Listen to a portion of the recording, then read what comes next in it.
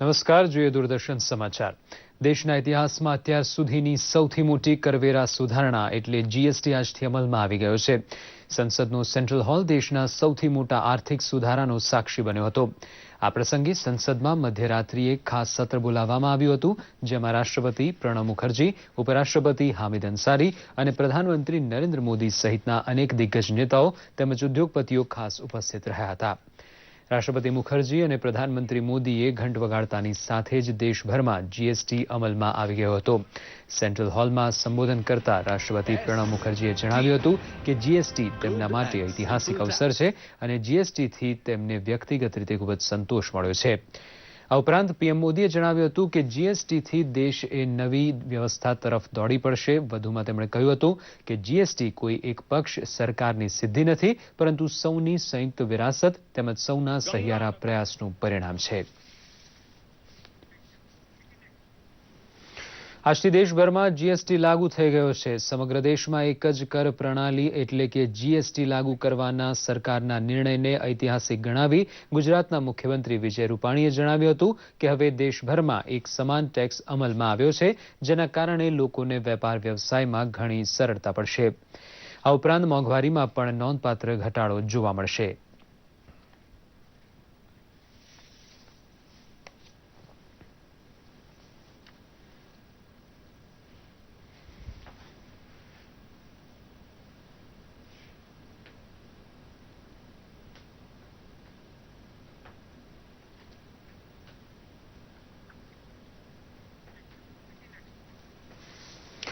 આજથી દેશભરમાં જીએસટી લાગુ થઈ ગયો છે। વન નેશન વન ટેક્સ હેઠળ જીએસટીને વધાવવા જામનગર સહિત રાજ્યભરમાં ઉજવણીનો માહોલ છે।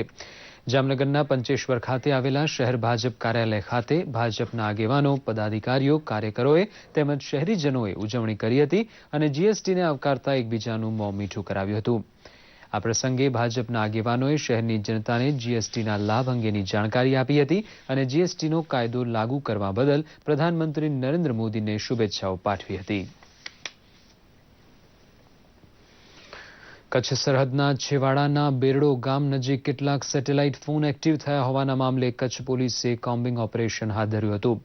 મળતી માહિતી મુજબ કચ્છ સરહદે પાકિસ્તાન બોર્ડર નજીક છેવાડાના ગામ એવા બેરડો ખાતે સુરક્ષા એજન્સીઓને કેટલાક સેટેલાઇટ ફોન એક્ટિવ થયા હોવાની જાણકારી મળી હતી। સેટેલાઇટ ફોનમાં સિગ્નલો પાકિસ્તાનથી આવ્યા હોવાનું જાણવા મળ્યું હતું।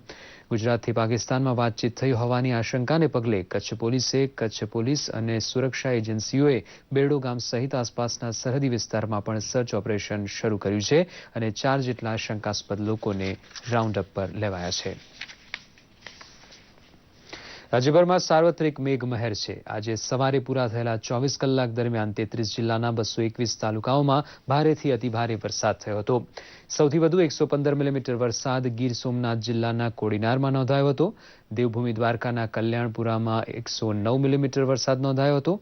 બનાસકાંઠાના સુઈગામમાં 107 અને જામનગરના ધોળમાં 104 મિલીમીટર વરસાદ નોંધાયો હતો, જ્યારે સૂત્રાપાડામાં 97, સાંતલપુરમાં 94, ટંકારામાં 90, માળિયા મિયાણામાં 88, જામનગર 82, થરાદમાં 80 મિલીમીટર, ઉમરપાડા 68, માંગરોળ 66 અને રાધનપુરમાં 60 મિલીમીટર વરસાદ નોંધાયો હતો। આજે મોરબી જિલ્લામાં ભારે વરસાદ ખાબક્યો હતો। ખાસ કરીને ટંકારામાં દિવસના 11 ઇંચ વરસાદ ખાબકતા સર્વત્ર પાણી થઈ ગયું હતું। લક્ષ્મીપુરામાં ફસાયેલ લોકોને એનડીઆરએફની ટીમે રેસ્ક્યુ કર્યા હતા। તો આ બાજુ રાજકોટ, પાટણ, બનાસકાંઠા, સાબરકાંઠા, અમરેલીના વિવિધ વિસ્તારોમાં હાલ વરસાદ ચાલુ છે। સાબરમતી નદીમાં 3889 ક્યુસેક પાણીની આવકને કારણે વાસણા બેરેજના 3 દરવાજા ખોલવામાં આવ્યા છે। આગામી 2 દિવસ હવામાન વિભાગની ભારે વરસાદની આગાહી વચ્ચે આજે સમગ્ર રાજ્યમાં શ્રીકાર વર્ષા થઈ રહી છે।